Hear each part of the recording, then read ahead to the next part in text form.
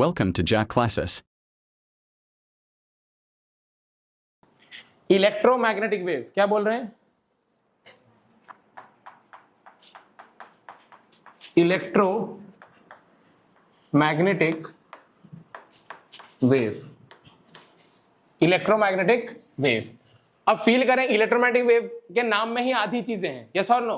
वो पक्का electro word से बना है, मतलब इसमें इलेक्ट्रिक फील्ड का एक कंपोनेंट होगा, यस और नो। इसमें एक कंपोनेंट किससे बना होगा? इलेक्ट्रिक फील्ड से, और आधा कंपोनेंट किससे बना होगा? मैग्नेटिक फील्ड से। समझ में आई बात? अगर आपको इसमें प्रॉब्लम आ रही है तो मैं आपको एक चीज बताता हूं, सिंपल चीज। आपने फ्रिक्शन पढ़ी है? फ्रिक्शन पढ़ा है आपने कांटेक्ट फोर्स पढ़ा है? यस। आपने देखा होगा कि अगर कांटेक्ट फोर्स कुछ ऐसा लग रहा है, मान लो ये कांटेक्ट फोर्स है, क्या है? तो इसके दो कंपोनेंट है, एक अलोंग द सरफेस और एक perpendicular to the surface, yes और नो। ये कौन सा कंपोनेंट था कांटेक्ट फोर्स का? फ्रिक्शन था। ये क्या था? याद करें, ये फ्रिक्शन था। और ये वाला कंपोनेंट कौन सा था? नॉर्मल, यस और नो। और आप क्या लिखते थे? याद करो, कांटेक्ट फोर्स का magnitude equal to n square plus f square root over, yes और नो। मतलब है तो एक ही टाइप का फोर्स कांटेक्ट फोर्स, बट इसी के दो कंपोनेंट, कौन कौन? Friction and. सेम तरीके से आप फील करें किसको? लाइट को। किसको? लाइट को। Light also consist, light is also single thing, but it has two components, one is electric field vector and one is magnetic field vector, yes और no. और ये भी एक दूसरे पे क्या होते हैं? परपेंडिकुलर। क्या होते हैं? तो सेम चर्चा है, कोई अलग बात नहीं है। तो आप बात को समझें कि अगर इधर आपका इलेक्ट्रिक फील्ड है, इधर आपका कौन सा फील्ड है? इलेक्ट्रिक फील्ड है, और इसके अंदर की तरफ क्रॉस, समझते हैं ना? क्रॉस मतलब अंदर। ये मान लो अंदर की तरफ मैग्नेटिक फील्ड है। कौन सा फील्ड है? अंदर की तरफ मैग्नेटिक फील्ड है। तो अब इन्हीं दोनों से क्या बनता है? वेव बनता है। तो अब आप देखेंगे, जैसे ही आप E क्रॉस B करेंगे, क्या करेंगे? E क्रॉस B का डायरेक्शन किधर होगा? E क्रॉस B इधर। अरे B तो अंदर है, नहीं समझ में आ रहा है? E इधर है, B इधर है, तो E क्रॉस B किधर? इस तरफ, यस और नो? यस और नो। तो इधर क्या आएगा आपका? ये प्रोपोगेशन ऑफ वेव होगा। यही कौन सा वेव है? Electromagnetic wave. यही कौन सा वेव है? So electromagnetic wave is nothing but it is a mixture or superposition of oscillating electric and magnetic field. Oscillating electrical and magnetic field, electric and magnetic field. Yes or no? मतलब मान लीजिए कि इस तरफ electric field oscillate कर रहा है। कौन ऑसिलेट कर रहा है? इस तरफ इलेक्ट्रिक फील्ड ऑसिलेट कर रहा है, और इस तरफ मैग्नेटिक फील्ड ऑसिलेट कर रहा है। किस तरफ? इस तरफ मैग्नेटिक फील्ड और इस तरफ इलेक्ट्रिक फील्ड। तो E का डायरेक्शन इधर है, B का डायरेक्शन इधर है। E क्रॉस B करो, किधर जाएगा? उस तरफ। तो इलेक्ट्रिक फील्ड ऐसे ऐसे ऑसिलेट कर रहा है, मैग्नेटिक फील्ड ऐसे ऐसे ऑसिलेट कर रहा है, और आप सामने जा रहे हैं। मतलब कुछ इस टाइप का मोशन है, समझो बात को। इलेक्ट्रिक फील्ड ऊपर से नीचे, मैग्नेटिक फील्ड इधर से इधर, और वेव किधर? सामने। यस और नो? बोलिए। तो इसीलिए मैं फिर से आपको दिखा देता हूं, इलेक्ट्रिक फील्ड इधर ऑसिलेट कर रहा है। इलेक्ट्रिक फील्ड किधर ऑसिलेट कर रहा है? इधर। और मैग्नेटिक फील्ड किधर ऑसिलेट कर रहा था? अंदर की तरफ। हम मान लो बाहर की तरफ मान रहे हैं अभी के लिए। किस तरफ? डॉट दिखा रहा हूं, डॉट। डॉट मतलब बाहर की तरफ, यस और नो। ये oscillating electric and magnetic field होने की वजह से एक नया वेव क्रिएट होता है, जो इनके परपेंडिकुलर निकल के आता है, और वो इस तरफ आता है। ये है आपका वेव का डायरेक्शन। किसका डायरेक्शन? वेव का डायरेक्शन। तो याद रखें, any accelerating charge has what? Electric field and magnetic field component oscillating at 90 degree with each other, oscillating at 90 degree with each other, produces electromagnetic wave which is perpendicular to both the component, vector E and vector B. आपने cross product पढ़ा है, A cross B, A B sin theta n cap पढ़ा है। तो A और B के perpendicular होता है कि नहीं? A cross B, A cross B vector जो होता है वो A और B के क्या होता है? तो ये तो हमें प्रॉपर्टी से पता चल रहा है कि अगर V इक्वल टू होता है E क्रॉस B, इसका मतलब पक्का है कि V जो होगा perpendicular to the plane containing E and B. Therefore, velocity vector will be perpendicular to electric field as well as velocity vector will be perpendicular to. Clear है? दोनों side से आपको समझ में आ गया? आप देख भी लिए कि कैसे हो रहा है, और आपने क्रॉस प्रोडक्ट से भी लिंक कर लिया।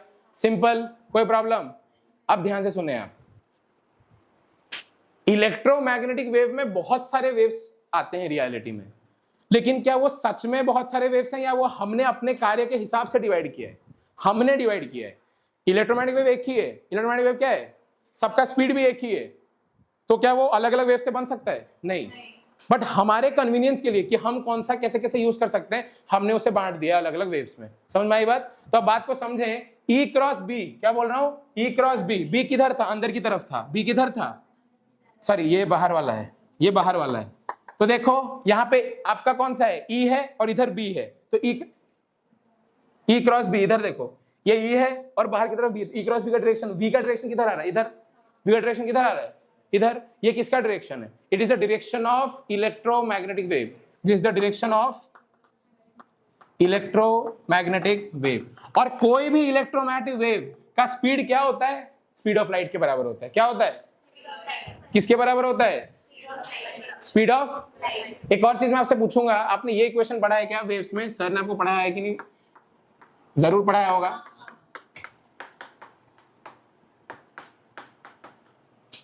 पढ़ाया सर ने। जब सर ने वेव शुरू की थी, सर ने कहा था दैट कोई भी वेव अगर उसको वेव बनना है तो उसको इस फॉर्मूला को सेटिस्फाई करना पड़ेगा, वरना वो वेव नहीं बन सकता। ये सर नो बोलिए, अरे ये सर नो बोला था कि नहीं। तो इसीलिए जब आप कुछ एक बड़ा सा डेरिवेशन करेंगे जो आप शायद हाई लेवल में करेंगे, यहाँ पे आपका नहीं है, उसी में आपका ये निकल के आता है del square Y by del X square, यहाँ पे वाई की जगह ई होता है। क्या होता है, E is equal to 1 by V square into del square E upon del T square. ठीक है, ऐसा कुछ एक आता है। और ये आपका हो जाता है यहाँ पे mu naught epsilon not, mu naught epsilon naught. Yes और नो बोलिए। आप एक मिनट रुक जाइए, म्यू नॉट इप्सिलॉन नॉट होता है। ये एक फॉर्मूला निकल के आता है बहुत बड़े डेरिवेशन के बाद, जो आपके डेरिवेशन आपके कोर्स में नहीं है, बड़ा बेसिक फील करें। अगर कोई भी इक्वेशन ऐसा है, मतलब ये इक्वेशन किसका है, किसी एक वेव का होगा। ये इक्वेशन एक इलेक्ट्रोमैग्नेटिक वेव का होता है। किसका होता है, अब आप देख सकते हैं, ये तो है म्यू नॉट इप्सिलॉन नॉट, और ये वेव का इक्वेशन मैंने कब लिखा है, वैक्यूम में। याद रखना, नोट कर लेना, ये वैक्यूम में है। ठीक है, अब आप इन दोनों को कंपेयर करें, इन दोनों को आप कंपेयर करें, तो आपको दिख रहा होगा 1 by V square equal to कितना है, म्यू नॉट इप्सिलॉन नॉट। कितना है, तो यहां से v लिखें आप, कितना आ जाएगा, mu naught epsilon naught root over. Yes और नो, अरे बोलिए। और ये कितना निकल के आता है, यही वैल्यू निकल के आता है। आपको म्यू नॉट का वैल्यू पता है, म्यू नॉट का वैल्यू पता है आपको। सर म्यू नॉट तो हमने पढ़ा ही नहीं आज तक, यूनिट डायमेंशन में पढ़ा होगा। Mu naught 4 pi into 10 power -7। Yes और no, mu naught equal to 4 pi into 10 power -7। Epsilon naught का तो बहुत यूज करो इलेक्ट्रोस्टैटिक्स में, 8.85 इंटू 10 पावर -12। यस और नो, सबको सॉल्व करें, आप सबको सॉल्व करें, रूट लें, 1 बाय डिवाइड करें, वैल्यू निकल के आती है 3 इंटू 10 पावर 8 मीटर पर सेकंड। वैल्यू कितनी निकल के आती है, 3 इंटू 10 पावर 8 मीटर पर सेकंड। कितनी निकल के आती है। और यही वेलोसिटी किसकी है सर, इलेक्ट्रोमैग्नेटिक वेव की है। और यही और किसकी है सर, स्पीड ऑफ लाइट की है। तो v को मैं किससे रिप्लेस कर दूंगा, नहीं आ रहा है समझ, कुछ और ही लग रहा है सर, लग ही नहीं रहा है कि कुछ और, कुछ क्या पढ़ रहे हैं। अरे ऐसा कुछ लग रहा है क्या, समझ में आ रही है आपको। हमने चर्चा शुरू करी इलेक्ट्रोमैग्नेटिक वेव पे, बट हमने ये प्रूव कर दिया कि किसी भी इलेक्ट्रोमैग्नेटिक वेव का जो स्पीड होता है वो स्पीड ऑफ लाइट के बराबर होता है। कितना होता है, स्पीड ऑफ लाइट के बराबर होता है। कोई परेशानी की बात कहीं पे भी पूछिए, कहीं परेशानी तो पूछिए। नहीं आ रहा है समझ में, आ रहा है कि नहीं आ रहा है, कोई डाउट है। सर ये वाला कहां से आया, फिर आपको वेव रिवाइज करना पड़ेगा। इसके मतलब आपने वेव रिवाइज नहीं करी ठीक से, आपको कुछ भी याद नहीं है वेव का। अगर आपको ये याद नहीं, क्यों, बिकॉज वेव का आधार कार्ड है ये। अगर किसी भी चीज को डिफाइन करनी है तो उसका आधार कार्ड तो चाहिए ना। आपकी एग्जिस्टेंस कौन प्रूफ करता है, आधार कार्ड। किसी भी वेव को वेव बनने के लिए इस इक्वेशन को सेटिस्फाई करना पड़ेगा। और ये जो इक्वेशन मैंने लिखी है, किसकी लिखी मैंने, ये इलेक्ट्रोमैग्नेटिक वेव की, किसकी, और इलेक्ट्रोमैग्नेटिक वेव की स्पीड मैंने किसके बराबर प्रूफ कर दी, स्पीड ऑफ लाइट के। इसीलिए बुक्स में लिखा रहता है that all the waves which are electromagnetic in nature or any electromagnetic wave have a speed equal to 3 into 10 per 8 metre पर सेकंड एज अ प्रॉपर्टी आपने पढ़ रखा है 10 तक। यस और नो बोलिए, क्लियर है, श्योर, ओके। और सबकी सेम क्यों होती है, बिकॉज मैंने अभी कहा कि जो भी वेव आप अभी पढ़ रहे हो वो एक ही सिंगल वेव पढ़ रहे हो, इलेक्ट्रोमैग्नेटिक वेव, बट उसको आपने अलग अलग वेव्स में बांट दिया है। क्यों, वो हमारे कन्वीनियंस के हिसाब से बांटा है। कोई वेव हम यूज कर रहे हैं टेलीफोन से बात करने में, कोई वेव हम यूज कर रहे हैं अपने खाने को गर्म करने में, कोई वेव हम यूज कर रहे हैं कैंसर सेल्स को ट्रीट करने के लिए। यस और नो, गामा रेज यूज करते हैं कि नहीं कैंसर ट्रीटमेंट में। तब आप बात को समझें, इतना लिख लिया क्या, लिख लीजिए, ये वाला लिख लिया पार्ट, सबने लिखा है इसको।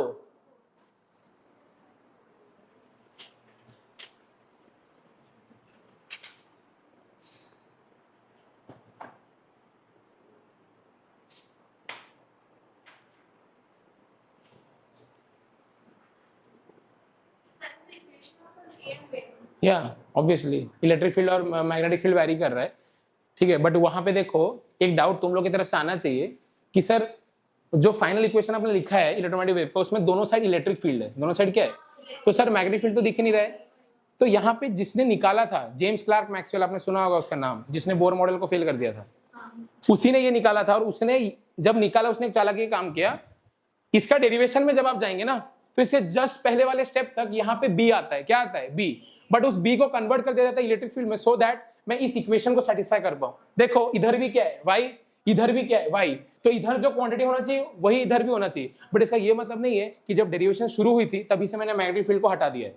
रियलिटी में मैग्नेटिक फील्ड हमेशा से है, हमेशा से है। आपने गॉस लॉ पढ़ा है, आपने गॉस लॉ का इंटीग्रल फॉर्म पढ़ा है, कौन सा फॉर्म पढ़ा है, E dot dl closed integral equal to q in divided by epsilon naught, yes और नो। बट आपने उसका डिफरेंशियल फॉर्म कभी नहीं पढ़ा है, आपने उसका डिफरेंशियल फॉर्म कभी नहीं पढ़ा। अगर आप उसका डिफरेंशियल फॉर्म कभी देखेंगे तो वो del dot E equal to rho upon epsilon naught होता है, del dot E equal to rho upon epsilon naught होता है। उस तरह अगर आप पढ़ेंगे आगे जाके ये सब पढ़ेंगे, डेल डॉट H या del dot B magnetic field का अगर आप डेल ऑपरेटर पढ़ेंगे तो जीरो आता है। तो इनके बेसिस पर डेरिवेशन आता है, कैसे आता है क्या आता है उसमें मत जाएं आप भरोसा रखें कि मैं जो पढ़ा रहा हूं सही है। समझ में आ रहा है कि नहीं आ रहा है, क्योंकि इसके जस्ट पहले बी फील्ड था बट उसको कन्वर्ट कर लिया गया किसमें, ई में, सो दैट हम उसको कंपेयर किससे कर पाए, इक्वेशन ऑफ जनरल वेव से, यस और नो। तो स्पीड समझ में आ गई, स्पीड ऑफ लाइट आ गया, तो अब धीरे धीरे हम लाइट में घुस रहे हैं। देखो समझ में आ रहा है कि हम धीरे धीरे लाइट में घुस रहे हैं और अभी लाइट की चर्चा शुरू होगी। इतनी क्लियर होगी बातें, मिटा दिया जाए, श्योर, चलो बहुत बढ़िया। तो आप एक चीज नोटिस करें, छोटी सी चीज, कि अभी जो मैंने, हाँ प्रोपगेशन ऑफ वेव है, ये वेव जिस डायरेक्शन में जा रहा है, ठीक है। अब देखो ध्यान से, अभी जो मैंने कहा कि आपका वेलोसिटी जो बराबर आ गया मेरे स्पीड ऑफ लाइट के, जो बराबर आ गया, स्पीड बोलते हैं इसको, वेलोसिटी नहीं बोल रहा हूं, स्पीड बोल रहा हूं। स्पीड किसके बराबर आ गया, 3 × 10⁸ मीटर पर सेकेंड। वो किसको सॉल्व करके आया था, ये आया था 1/μ0 इप्सिलॉन नॉट, यस और नो। इप्सिलॉन नॉट के बारे में झांसन ने आपको क्या बताया है, what is epsilon not, permittivity of free space, या वैक्यूम मान लो आप, permittivity of free space, yes और नो। उसी तरह इसको म्यू नॉट को बोलते हैं permeability of free space, permeability of free space. अभी तक फ्री स्पेस ही चल रहा है, मतलब ये स्पीड जो निकली ये कैसे मीडियम में निकली, एक वैक्यूम मीडियम में। किसमें निकली, तो ये जो स्पीड है ये किसमें है, वैक्यूम में। किसमें है, तो इस चीज को याद रखें कि ये स्पीड वैक्यूम में है, किसमें है। लेकिन अगर मैं फिर से मीडियम में जाऊंगा, किसमें जाऊंगा, याद करें नॉर्मल इलेक्ट्रोस्टैटिक फोर्स के Q1 Q2 upon R², 1/4πε0 Q1 Q2 upon R², जहां पे इप्सिलॉन नॉट जो था वो किसका था, वैक्यूम वाला था। बट झासन ने कहा था जब भी आप मीडियम में डुबा देंगे तो इप्सिलॉन नॉट को बदलना पड़ेगा और उसको epsilon naught into epsilon R करना पड़ेगा, और उसको K बोल सकते हैं कभी, नहीं बोले थे। वही चीज आप यहां करें कि अगर ये तो हो गया speed of light, but now speed of light in some medium, तो उसको कैसे करेंगे आप सोचिए। अगर मैं किसी मीडियम में लिखना चाहता हूं स्पीड ऑफ लाइट इन सब, ये आपका है speed of light in a medium, speed of light in a medium, speed of light in a medium. सब लोग खुद से आप सोच के बोलेंगे कितना होगा। वीडियो बंद हो गया क्या, चल रहा है ना, ओके। अब देखें, अब जब आपको मीडियम में लिखना है तो इप्सिलॉन नॉट को किससे मल्टीप्लाई, म्यू नॉट को मल्टीप्लाई करेंगे म्यू आर से, रिलेटिव परमिटिविटी से, into epsilon naught into epsilon R करेंगे, रूट ओवर लेंगे, यस और नो, बोलिए। अब आप देखिए ध्यान से, यहाँ पे इसको क्या मैं ऐसे लिख सकता हूं, 1/ε0 म्यू नॉट का root into 1/μr epsilon R लिख सकता हूं, और इस पूरी चीज को मैं c लिख सकता हूं। तो देखो मैं इस इक्वेशन को यहां लिख रहा हूं थोड़ा सा, c मतलब velocity in any medium is equal to c upon epsilon R mu R epsilon R root over, yes और नो, बोलिए।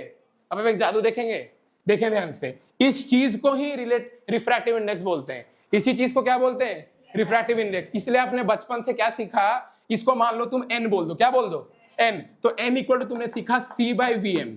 देयरफॉर रिफ्रैक्टिव इंडेक्स हमेशा आपने कैसे डिफाइन किया था, speed of light in vacuum, ratio of speed of light in vacuum to the speed of light in any medium. आपको दिख रहा है यहाँ पे पूरी प्रूफ आपको दिख रही है कि कैसे रिफ्रैक्टिव इंडेक्स आया। तो अब देखिए, हम वेव अगर नहीं पढ़ रहे होते तो हम रिफ्रैक्टिव इंडेक्स तक नहीं मतलब पहुंच पाते। ये सर नो नहीं आ रहा है समझ, पहुंच गए हम लोग रिफ्रैक्टिव इंडेक्स तक। तो रिफ्रैक्टिव इंडेक्स का प्रूफ भी आपको दिख रहा है, ये क्या है, तो इसको अगर मैं प्रूफ करना चाहूँ ये क्या हो जाएगा, speed of light in vacuum, speed लिखें वेलोसिटी ना लिखें, speed of light in vacuum divided by speed of light in any medium, speed of light in any medium, in any medium. Clear है बात सबको? रिफ्रैक्टिव इंडेक्स क्लियर है? Sir refractive index होता क्या है? मैथमेटिकली तो आपने बोल दिया, आप थोड़ा फिजिकली बोलिए, फील कराने वाला। फील तो आपको यहां पे भी हुआ होगा मेरे हिसाब से, बट बेसिक समझें। Refractive index is the index of refractiveness. कोई चीज कितना रिफ्रैक्ट करेगी उसकी इंडेक्स को कौन बताता है? Refractive index. यस और नो? बोलिए। तो वही क्या है? Refractive index. तो आप डेफिनेशन कैसे लिखोगे? जनरल डेफिनेशन तो आप इसको ऐसे ही लिख सकते हो कि it is the ratio of speed of light in vacuum to the speed of light in any medium. But reality में अगर उसे फील करें तो वो क्या है? It is the index by how much कोई चीज रिफ्रैक्ट हो सकती है, या द कैपेसिटी और the capability of any medium to refract some light. Yes और no? That is refractive index. Clear है बात? सबको क्लियर है? तो खुद से लिखें कि आपको जो जो समझ में आया खुद से लिखें, फिर मैं आगे बढ़ रहा हूं।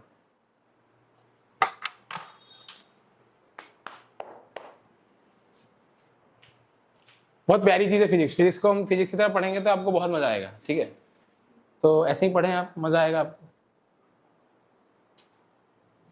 हो गया क्या? कुछ भी खाली फॉर्मूला बेस्ड लग रहा है क्या? आई होप लॉजिकल लग रहा होगा हर एक फॉर्मूला आपको। अब आगे बढ़ा जाए यार, थोड़ा लेट हो रहा है ना, कुछ कवर करना है ना। Refract light, right. Refract light मतलब क्या?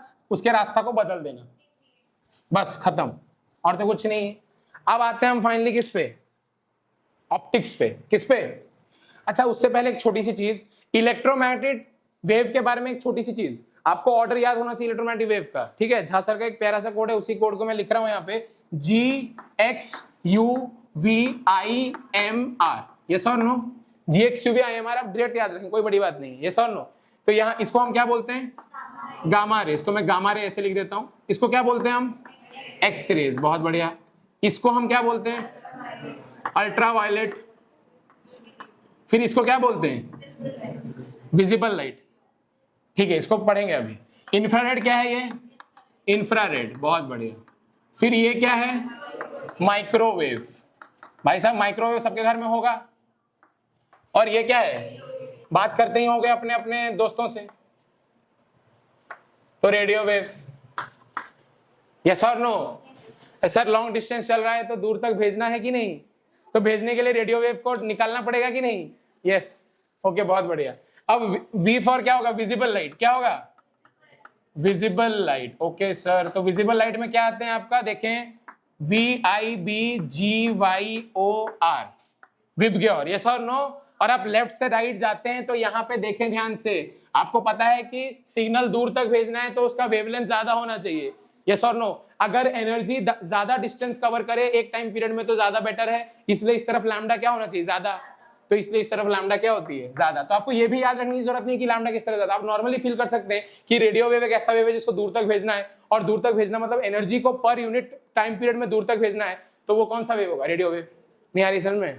ओके सर, इधर लैम्डा बढ़ रहा है और आपने पढ़ा होगा E = hc by लैम्डा, या आपने पढ़ा V = f लैम्डा। यस और नो? बोलिए। तो लैम्डा और फ्रीक्वेंसी इनवर्सली रिलेटेड है, इसलिए जिसका लैम्डा ज्यादा उसका फ्रीक्वेंसी। सिंपल। नहीं समझ में आ रहा है? बोलिए। आ गया? अब आप बात को समझें कि सर लाइट क्या है। अब हमारा टॉपिक फाइनली हम आ रहे हैं वापस अपने लाइट पे आ रहे हैं। अब light is what? Light is that part of electromagnetic wave. सुने ध्यान से, light is that part of this electromagnetic spectrum भी बोलते हैं इसको, क्योंकि इसमें बहुत सारे अनेक वेव्स बना दिए गए। तो light is that part of electromagnetic spectrum which can be seen by us. Yes और नो? हमारी आंखों को भगवान ने कुछ ही लाइट को ऑब्जर्व करने या ऐसे सेंसर्स बनाए जो सिर्फ इसी हिस्से को एक्सेप्ट करते हैं या ऑब्जर्व कर पाते हैं। So the range of light, या मैं बोल सकता हूं that part of electromagnetic spectrum which can be seen by our naked eyes is light. और उसका रेंज आपको पूछा जा सकता है कि कहीं भी, उसका रेंज क्या होता है? 380 नैनोमीटर टू 700 नैनोमीटर। यस और नो? अरे बोलिए। 380 नैनोमीटर टू 700 नैनोमीटर। ये डेटा आप अपने खुद के तरफ से चेंज कर सकते हैं अपने नए नए एनसीईआरटी के हिसाब से। आपके एनसीईआरटी में जो डेटा है उसको पुट करें। मैं आपको एक जनरल एवरेज डेटा बता रहा हूं। क्लियर हुई बात आपको? तो ये आप ऐसे 3800 एंगस्ट्रॉम भी देख सकते हैं, तो डरे मत कि सर वहां एंगस्ट्रॉम में दिया था आपने नैनोमीटर में बोल दिया। तो 3000 से 3800 से 7000 एंगस्ट्रॉम भी ले सकते हो, बहुत सारे जगह पे 3500 एंगस्ट्रॉम भी लिया जा रहा है। क्लियर हुई बात? बोलिए। तो इतने ही रेंज में आपका आंख सेंसिबल है, इतना ही रेंज आपका आंख सेंस कर सकता है। यस और नो? सुनाई दे रही है? ओके, क्लियर हो गया? कितना क्लियर है? अब फाइनली व्हाट इज ऑप्टिक्स? अब हम कहां आ रहे हैं? ऑप्टिक्स में। Optics is nothing but it is the study of that part of electromagnetic spectrum that we can see. Therefore optics is nothing but the study of light. Yes or no? प्यार से बोलेंगे और प्यार से बोलना है तो बोलिए, optics is that branch of physics, yeah, it is that branch of science which deals with the natural phenomenon dealing with light. Yes or no? अरे yes or no? आपके मर्जी के ऊपर आप डेफिनेशन दें, आपको जो समझ में आ रहा है उसके हिसाब से डेफिनेशन दें। कोई टीचर की हिम्मत नहीं आपके मार्क्स काटने अगर आपके कॉन्सेप्चुअली कोई डेफिनेशन आपने सही दी है। बुक में कुछ भी हो, आप अपने हिसाब का डेफिनेशन दें। समझ में आई बात? क्लियर है? तो अब देखो यहाँ पे हम पढ़ रहे हैं फाइनली क्या? ऑप्टिक्स। क्या पढ़ रहे हैं? ऑप्टिक्स। बहुत बढ़िया। ये बेसिकली क्या? It is the study of that part of electromagnetic spectrum which we can see from our naked eyes,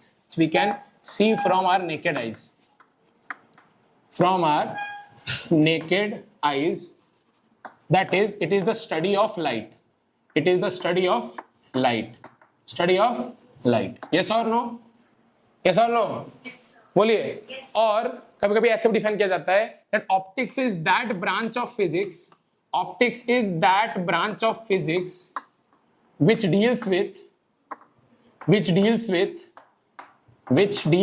interaction between light and matter.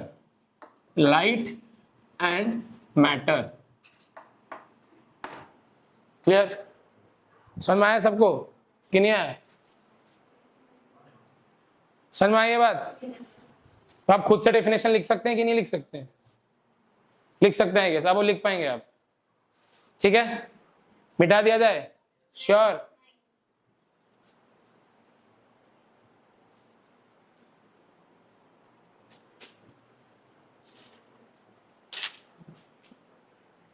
हो गया?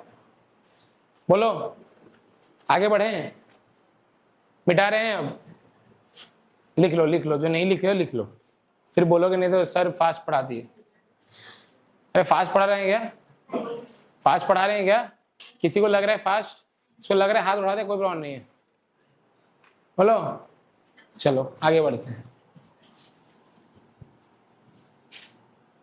अब वापस से ऑप्टिक्स के कितने प्रकार हैं? ऑप्टिक्स के 2 प्रकार हैं।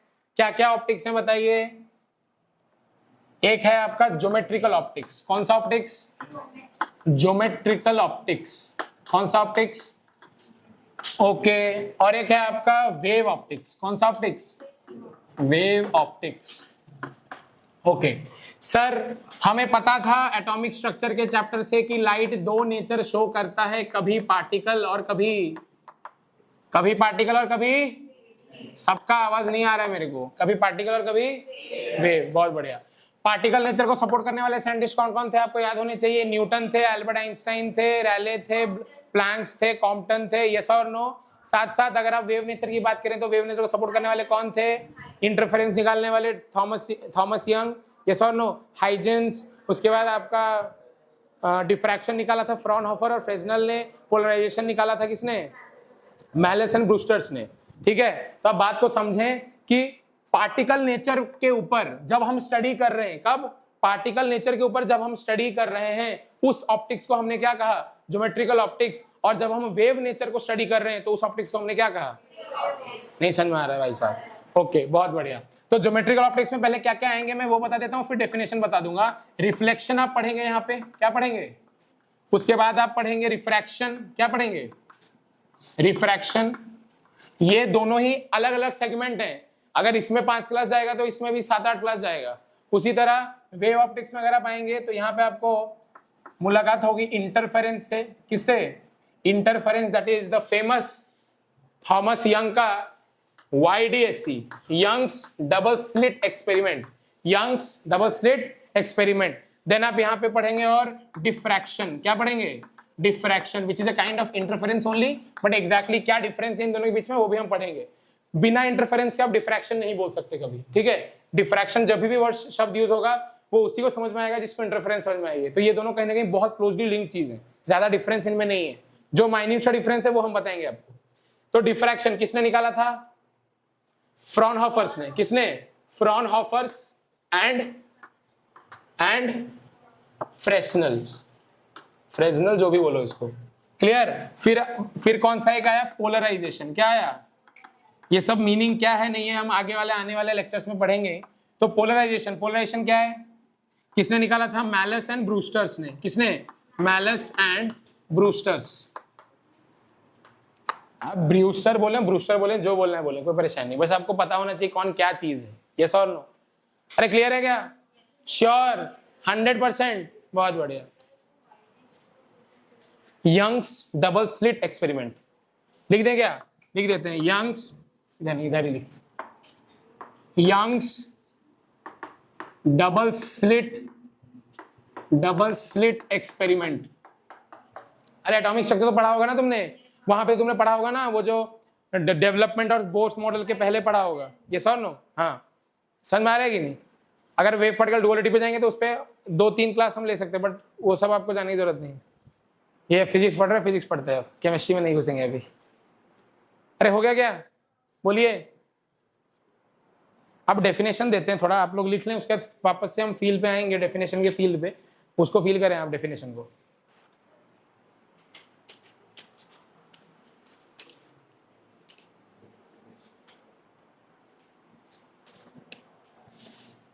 मैलस, MALUS, क्या? Fresnel and फ्रॉनहोफर्स।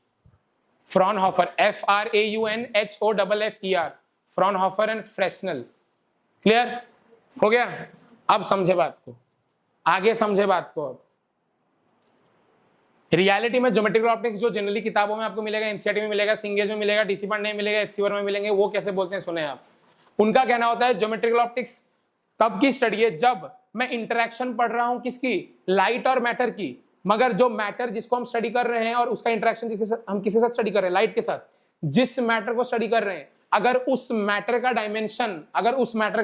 डायमेंशन अगर वेवलेंथ ऑफ लाइट से या वेवलेंथ ऑफ विजिबल लाइट से मच ग्रेटर देन होगा, मच ग्रेटर देन होगा। मतलब आप समझे कि जो डायमेंशन होगा मैटर का, कौन सा? जिसको हम स्टडी कर रहे हैं। Optics is nothing, it is that interaction between matter and light. तो डायमेंशन ऑफ मैटर जो होगा when it is much greater than the wavelength of visible light, when it is much greater than the wavelength of visible light, this is the condition of what? Geometrical optics। क्या इसका dimension comparable है इसके? नहीं। समझ में आया? समझ में आ रहा है कि नहीं आ रहा है? इससे काफी ज्यादा बड़ा है, काफी ज्यादा, मच ग्रेटर देन विजिबल। आप खुद सोचें, आपका जो लाइट गिर रहा है उसका मैंने वेवलेंथ क्या बताया आपको अभी के अभी? 380 नैनोमीटर से लेके 700 नैनोमीटर। यस और नो? और मैं खुद जो आपको दिख रहा हूँ या आप जो मुझे दिख रहे हैं, आपकी डायमेंशन क्या है? नैनोमीटर में कह सकते हैं कि हम कभी भी नहीं। हम लोग की हाइट हम फीट में नापते हैं। यस और नो? तो सोचो नैनोमीटर कहाँ है और हाइट कहाँ है? जो हाइट है वो किस में नापते हैं हम? फीट में। तो feet with respect to nanometer infinity है कि नहीं? कोई भी चीज जो नैनोमीटर का है और आपका फीट, ये दोनों एक दूसरे के कंपैरेटिव में क्या है? इन्फिनिटली बड़े हैं। यस और नो? तो ये कहीं ना कहीं इन्फिनिटी है अगर, तो ये काफी जीरो है। अरे यस और नो? बोलिए। तो इस टाइप के इंटरेक्शन को जब हम पढ़ते हैं उसको किसके अंडर पढ़ते हैं? Geometrical optics. किसके अंडर? क्लियर है? अब आ जाओ वेव ऑप्टिक्स पे। किस पे? वेव ऑप्टिक्स पे। वेव ऑप्टिक्स में एग्जैक्टली उल्टा कंडीशन होता है कि यहाँ पे जो डायमेंशन ऑफ मैटर होना चाहिए, क्या होना चाहिए? जो डायमेंशन ऑफ मैटर होना चाहिए वो कंपेरेबल होना चाहिए। क्या होना चाहिए? Comparable to the wavelength of visible light.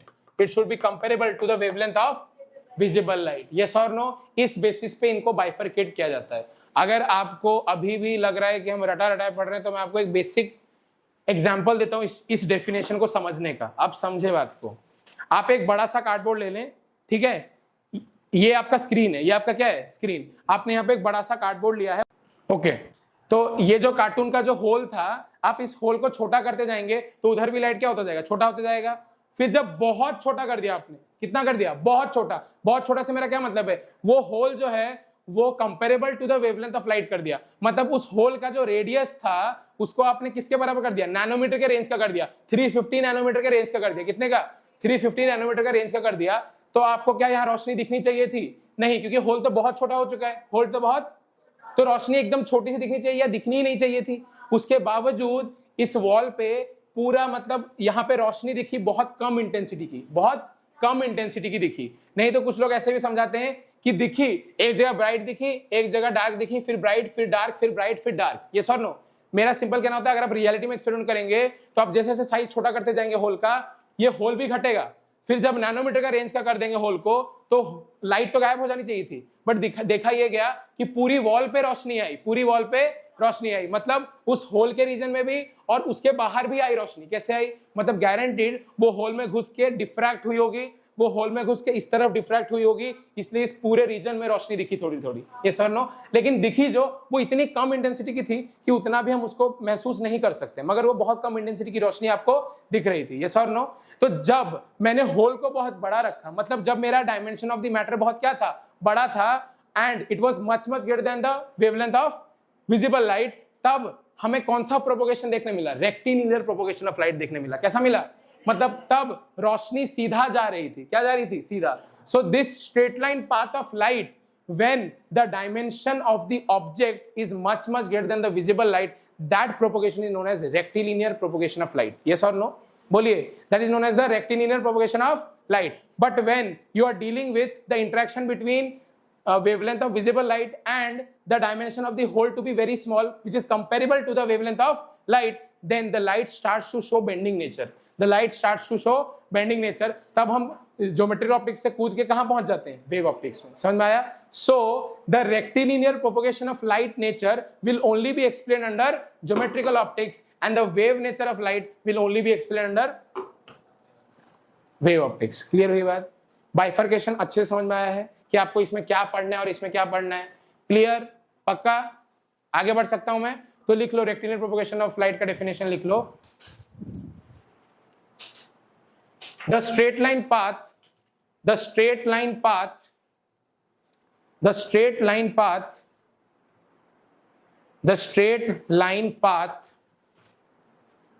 followed by light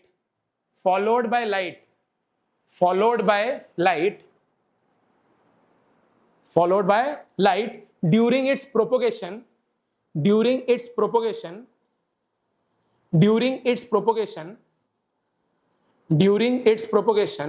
through a matter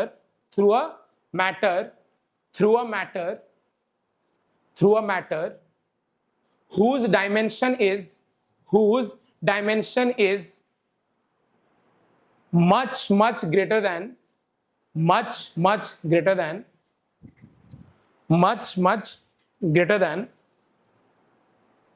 the dimension of wavelength of visible light. The dimension of wavelength of visible light is known as rectilinear propagation of light. ठीक है? The dimension of wavelength of visible light is known as the rectilinear propagation of light. Clear है सबको? बोलिए, ये straight line path, ये straight line nature light का, ये सिर्फ कब हम मानते हैं? जब जिसके साथ हम उसकी इंटरेक्शन पढ़ रहे हैं, जिस मैटर के साथ, उस मैटर की डायमेंशन क्या हो? मच ग्रेटर देन क्या हो? वेवलेंथ ऑफ विजिबल लाइट हो। लेकिन अगर वो कंपेरेबल हो जाए, अगर वो उसके आसपास हो जाए, तो हम कौन से ऑप्टिक्स में पहुंच जाएंगे? वेव ऑप्टिक्स में। क्यों? क्योंकि तब खुद लाइट ही बेंडिंग नेचर शो करेगा। यस और नो? तो अगर वो अपना बेंडिंग नेचर शो कर रहा है, और बेंडिंग नेचर को हम क्या बोलते हैं? डिफ्रैक्शन। क्या बोलते हैं? तो हम कहां कूद के आ जाएंगे? वेव ऑप्टिक्स में। क्लियर हुई बात? ओके, इतना बात क्लियर हो गया सबको? मिटा दिया जाए? सब कुछ क्लियर है इतना तक? बहुत बढ़िया। समझ में नहीं आ रही है? बोल दो।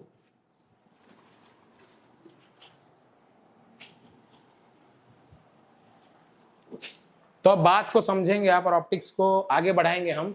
उससे पहले हम कुछ चीजें आपको पहले ही जो बता चुके हैं उस पर ही हम चर्चा कर रहे हैं। ध्यान से देखें आप।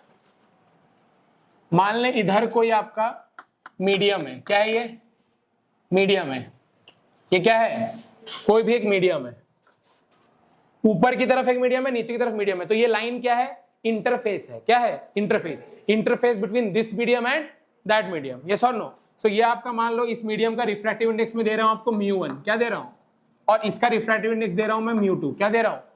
μ2। अब आप देखें ध्यान से, कि इधर मैं एक नॉर्मल ड्रॉ किया हूं और इधर से मैंने एक लाइट गिराई है। आपने ये चीज बचपन से पढ़ा है कि ये लाइट अगर यहां गिरेगी तो क्या होगी, रिफ्लेक्ट या रिफ्रैक्ट, दोनों हो सकती है। कि क्या हो सकती है, दोनों हो सकती है। तो इसको रिफ्रैक्ट भी करा देते हैं और रिफ्लेक्ट भी। तो ये आपका थीटा है तो ये भी कितना होगा, ये आपने बचपन में पढ़ा था लॉ ऑफ रिफ्लेक्शन के नाम पे। और कुछ लाइट रिफ्रैक्ट भी होगी, मतलब कुछ लाइट इधर भी आ जाएगा, यस और नो। तो इसको हम बोलते थे एंगल ऑफ रिफ्रैक्शन। क्या बोलते थे, एंगल ऑफ रिफ्रैक्शन, यस और नो, जो भी था, यस और नो, बोलिए, क्लियर है। तो कुछ लाइट इधर चली गई, कुछ लाइट यहाँ आ गई। अब मान लो इसका मैंने आपको वेलोसिटी दे रखा है v2, एनर्जी के दौड़ने की रफ्तार या लाइट की रफ्तार मैंने कितनी दे रखी है, v2, इस मीडियम में। आप बोलेंगे सर लाइट की रफ्तार तो c होती है। भाई साहब वो वैक्यूम में होती है, कहाँ होती है, लेकिन मीडियम में कुछ और होती है। वो कितनी होती है आपको पता है ऑलरेडी, यस और no, c by epsilon r mu r का रूट ओवर, यस और नो, यही होती है ना। ओके, तो यहां मान लो v2 है, ठीक है। और इस मीडियम में, ये म्यू1 वाला मीडियम है, इसमें इसकी स्पीड कितनी हो गई, सेम या अलग, सेम या अलग। स्टार्टिंग में चर्चा किए थे कि जो एनर्जी दौड़ती है वो मीडियम के साथ बदलती है उसकी स्पीड, यस और नो, स्ट्रिंग वाला एग्जांपल लेके। तो ये क्या हो गया होगा, v1, ये क्या हो गया होगा, v1। ये तो सेम मीडियम में ही लाइट गई, ये लाइट किधर गई, सेम मीडियम में ही गई, यस और नो। तो इसका स्पीड क्या रहा, v2 ही रहा, यस और नो। स्पीड बदलेगी क्या, नहीं। अच्छा, फ्रीक्वेंसी कभी सोर्स की बदलती है क्या, तो अगर ये f2, तो अगर ये मान लो f1, मगर ये f1 भी किसके बराबर हो जाएगा, f2 के, बिकॉज इसकी जो फ्रीक्वेंसी है वो किस पर डिपेंड करती है, सोर्स पे। मीडियम बदलोगे, सोर्स बदल रहे हो क्या, नहीं, तो फ्रीक्वेंसी रहेगी सेम, फ्रीक्वेंसी रहेगी सेम। ओके सर, तो दोनों की फ्रीक्वेंसी क्या है, सेम। अच्छा, इसकी भी फ्रीक्वेंसी क्या होगी, f2 ही होगी, यस और नो। अब आप देखें ध्यान से, आपको पता है v equal to F lambda, yes और नो, बोलिए, बहुत बढ़िया। अगर मैं आपको लैम्डा पूछूं इन दोनों का, ये इंसिडेंट है और ये रिफ्लेक्टेड है, यस और नो, इतना तो पता है आपको, इंसिडेंट रहे और ये रिफ्लेक्टेड रहे और ये रिफ्रैक्टेड रहे, इतना तो नामकरण पता है ना आपको। ओके, तो यहां पे मैं v पुट कर रहा हूं, v2 इक्वल टू f तो सबका सेम है, तो f2 इंटू लैम्डा, यस और नो। तो इस वाले का लैम्डा क्या निकलेगा, v2 बाय f2, क्या निकलेगा, सेम यही लैम्डा इसके लिए भी निकलेगा, सेम यही लैम्डा। तो इसका जो लैम्डा होगा वो भी सेम होगा, क्यों, क्योंकि इसकी स्पीड और इसकी फ्रीक्वेंसी सेम है, इसलिए लैम्डा भी दोनों का क्या होगा, सेम होगा, यस और नो, बोलिए। लेकिन यहाँ पे लैम्डा क्या हो जाएगा, चेंज हो जाएगा, लैम्डा क्या हो जाएगा, चेंज। तो आप देखें दोनों की फ्रीक्वेंसी क्या है, सेम है, दोनों की फ्रीक्वेंसी क्या है, सेम। तो देखो यहाँ पे f1 बराबर f2, यस और नो। अच्छा, f1 कितना होगा यहाँ से, v1 बाय लैम्डा 1, और f2 कितना होगा, v2 बाय लैम्डा 2, यस और नो, बोलिए। तो दोनों के बीच का lambda 2 by lambda 1 is equal to कितना होगा, बोलिए, v2 बाय v1। तो ये एक रिलेशन निकल के आ गया, बोलो निकला कि नहीं निकला, श्योर हैं आप, 100%, कोई परेशानी नहीं। अब आप देखें यहां पे अगर मैं μ2 डिफाइन करूं, कितना डिफाइन करूंगा, velocity of speed of light by v2, और यहां μ1 डिफाइन करूंगा तो कितना होगा, c बाय v1, कितना होगा, c बाय, नहीं आ रहा है समझ में, आ रहा है पक्का। अब आप खुद बताएं, μ1 बाय μ2 अगर मैं लिखूंगा यहां से कितना आएगा, वो कितना होगा, कितना होगा, क्लियर है सब लोग, पक्का है आप। तो यहां पे v2 बाय v1 किसके बराबर होगा, μ1 बाय, तो यहां पे सर और एक फॉर्मूला दिख रहा है हमको, μ1 बाय, क्लियर है बात। तो रियलिटी में ये तीनों रिलेशन आपको अच्छे से याद रहे तो अच्छी बात है, बोलो, दिख गई, यहां पे ये दिख रहा है, ये क्लियर है सबको, पक्का, कंफ्यूज नहीं क्या कहीं पे भी,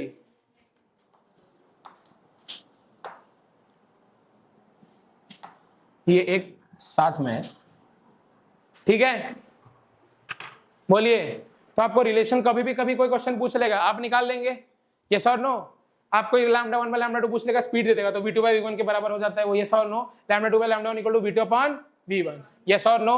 और ये किसके बराबर होती है, μ1 अपॉन μ2, क्लियर, सबको क्लियर है, पक्का, बहुत बढ़िया।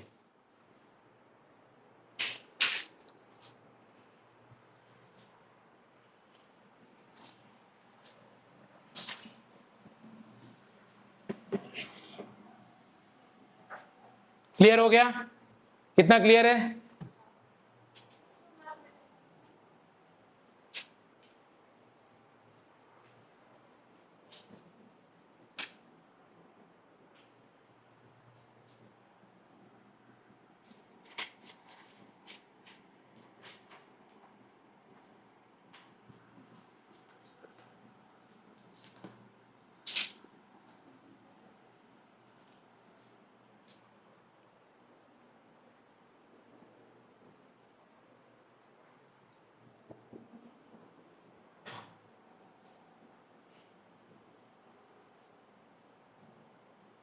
अरे हो गया क्या?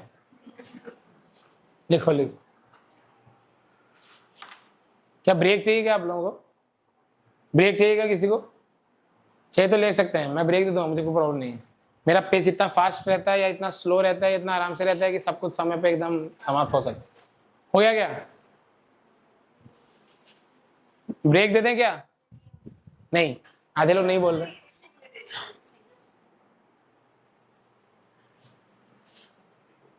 सो बी फास्ट।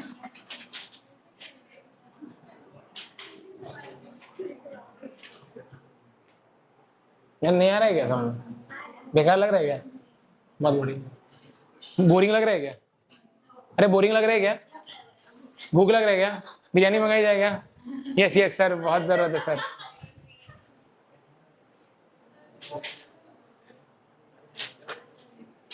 तो हो गया सबका?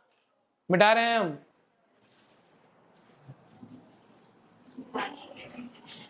आप टेंशन ना ले, जिसने कभी मिस भी किए है इसको आपको पूरा नोट मिल जाएगा कि सब कुछ अच्छे से लिखा हुआ है, आपको मिल जाएगा।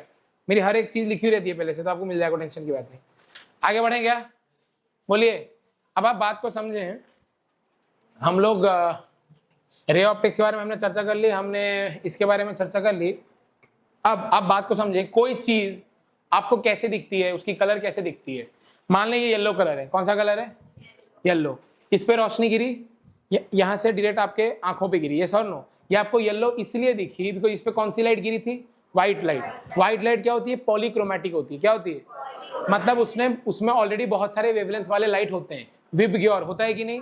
ये आपको येलो इसीलिए दिखी बिकॉज इसने विबग्योर में से सारे कलर एब्जॉर्ब कर लिए अपने अंदर और येलो को रिफ्लेक्ट कर दिया आपके आंख की तरफ, इसलिए आपको कैसे दिखी?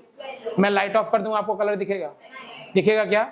नहीं दिखेगा। ये सर नो? क्यों नहीं दिख रहा? बिकॉज व्हाइट लाइट गायब हो गई, पूरी वेवलेंथ ही खत्म हो गई, इसलिए नहीं दिख रही है। ये सर नो? लेकिन अभी आपको येलो इसलिए दिख रही है क्योंकि इस पे रोशनी जो गिरी थी, इसमें रोशनी ने आज इसने क्या किया? विबग्योर में से VIBGOR को एब्जॉर्ब कर लिया और येलो को क्या कर दिया? रिफ्लेक्ट। ये सर नो? इसलिए आपको दिखी। ये सर नो? तो एक उसी पे बेस्ड जेईई मेंस वालों ने एक प्यारा सा और छोटा सा सिंपल सा क्वेश्चन बनाया। वो क्वेश्चन ये था कि यहाँ पे एक बलून है, ये रेड का और ये मान लो ब्लू का, किसका? और हमने एक लेजर लाइट यूज कर रहे हैं। क्या यूज कर रहे हैं? Laser light. दोनों पे यूज कर रहे हैं।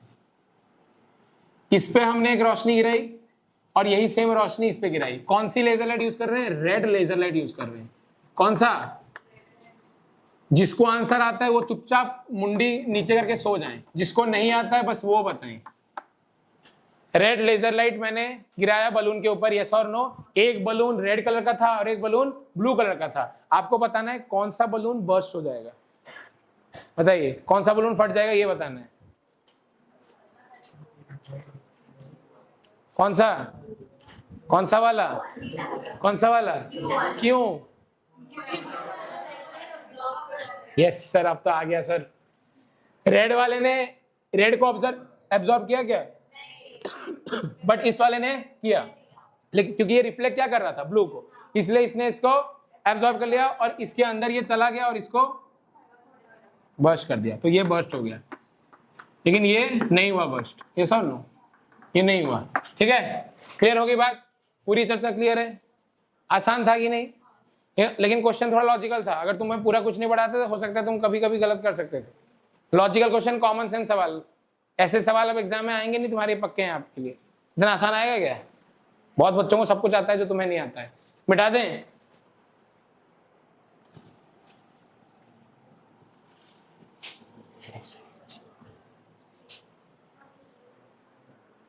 ठीक है, क्लियर हो गया? पक्का? अब हम आते हैं कुछ चीजों पे। फाइनली देखने वेखने की बातें आपने सीख लिया। फाइनली आप आइए ऑब्जेक्ट्स के बारे में। किसके बारे में? ऑब्जेक्ट्स। ऑब्जेक्ट्स दो प्रकार के होते हैं ऑप्टिक्स में, एक होता है रियल और एक होता है वर्चुअल। क्या होता है? ऑब्जेक्ट्स भी दो प्रकार के हैं, रियल वर्चुअल, और उसी तरह इमेज भी दो प्रकार के हैं, रियल एंड वर्चुअल। एक बहुत आसान सा कॉन्सेप्ट है ऑप्टिक्स में, वो क्यों है कैसे है मैं बताऊंगा, बट अभी के लिए आप एक चीज याद रखें, एक रियल ऑब्जेक्ट का इमेज हमेशा वर्चुअल होता है और एक वर्चुअल ऑब्जेक्ट का इमेज हमेशा रियल होता है। ये याद रखें आप। आप ये ऑप्टिक्स एक बेसिक प्रिंसिपल है, ठीक है, कि एक रियल ऑब्जेक्ट का इमेज क्या होता है, वर्चुअल, और एक वर्चुअल इमेज का ऑब्जेक्ट क्या होता है, समझ नहीं आ रहा। आप खुद सोचें, आप अपने आप को मिरर में देखते हैं, यस और नो, बोलो। ये स्क्रीन के सामने मैं खड़ा हूं, मैं वॉल में मैं दिख रहा हूं क्या, वॉल में मैं दिख रहा हूं क्या, so can I be obtained on the screen, can I be obtained, no I am not obtained on the screen, yes और नो। लेकिन अगर मैं आपको मिरर में देखूंगा, मेरा वर्चुअल इमेज मेरे मिरर में दिख रहा है कि नहीं, मतलब मैं अपने आप को देख रहा हूं, मैं रियल ऑब्जेक्ट हूं, मैं क्या हूं, और उस इमेज में जो मुझे उस मिरर में जो दिख रहा है वो क्या है, मेरा रियल इमेज है क्या, वो वर्चुअल इमेज है। आप उससे हाथ मिला सकते हो क्या जाके, नहीं, अरे यस और नो, तो इसलिए वो कौन सा इमेज है, वर्चुअल इमेज है, कौन सा है, ओके सर, बहुत बढ़िया। अब आप समझें कि सर वर्चुअल ऑब्जेक्ट क्या है, वर्चुअल ऑब्जेक्ट ऐसा ऑब्जेक्ट है जिससे आप हाथ नहीं मिला सकते, अरे यस और नो। अगर एक रियल इमेज होगा किसी चीज का तो उससे आप हाथ मिला पाएंगे, लेकिन मैं यहाँ क्या बोल रहा हूं, एक रियल ऑब्जेक्ट का इमेज कैसा था, वर्चुअल, मैं रियल ऑब्जेक्ट था, मेरा वर्चुअल इमेज मिरर के पीछे बन रहा है, ये बात तो सही है, आप उससे हाथ नहीं मिला सकते इसलिए वो वर्चुअल इमेज है, वो बात भी सही है। अब आप समझें कि वर्चुअल ऑब्जेक्ट क्या है, आप एक टॉर्च लें, मिरर रखें और उस मिरर पे आप टॉर्च दिखाएं, तो वो टॉर्च की जो रोशनी है वो मिरर पे गिरेगी, मिरर से रिफ्लेक्ट होके यहां पे कहीं पे गिरेगी, यस और नो। इस वॉल पे, क्या बोल रहा हूं, इस वॉल पे आपको उसी रोशनी का एक यहां पे दिखेगा कि नहीं, इमेज दिखेगा, लेकिन वो कहां से आ रहा है, हमें क्या लगेगा कि वो मिरर के पीछे से कोई बंदा टॉर्च लेके दिखा रहा है, यस और नो, समझिए बात को।